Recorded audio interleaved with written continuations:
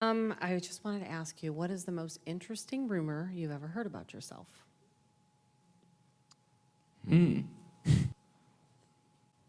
So, the way you're looking at me, it's making me want to look at you the same way. Well, the rumors.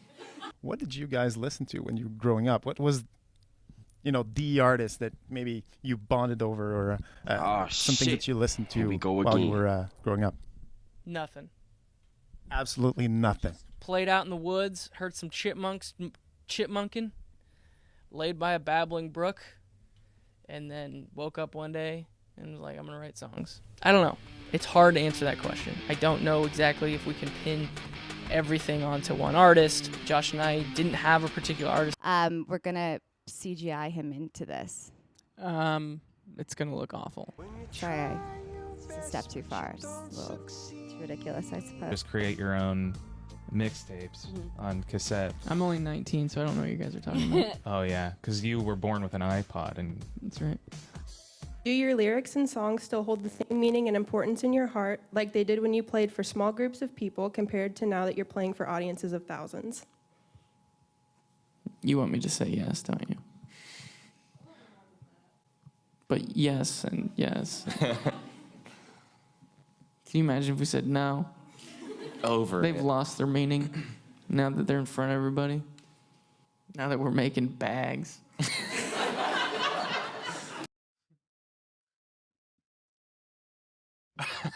I feel you, man. Okay, this is Cohen, but I'm his mom. And so we were wondering, what's the weirdest thing a fan has said or done?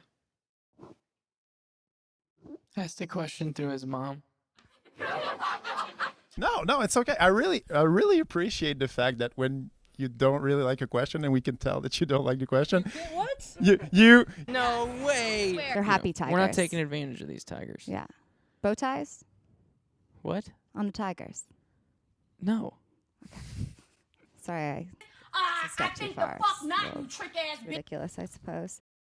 that's not necessarily like we saw this one artist and they changed our lives, and then that's why we do what we do. I think it is a very hard question to answer, and I think there's a lot even external to music that goes into why we're here now and why we got into music in the first place.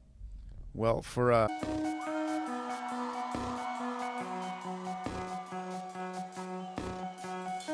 Sorry we didn't play Holding On to You.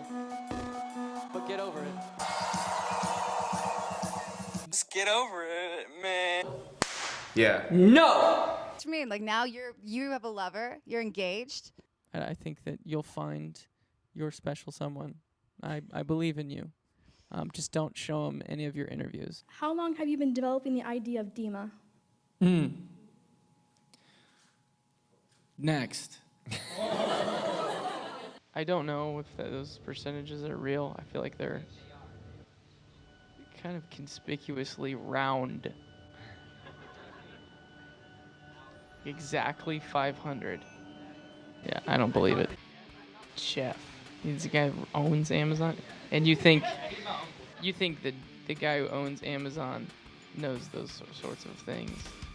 Sounds like you pinned him in a corner, asked him, and he was like, I gotta get out of here. Let me just say the most round, ridiculous number I can think of. And he said 500%. Thank you.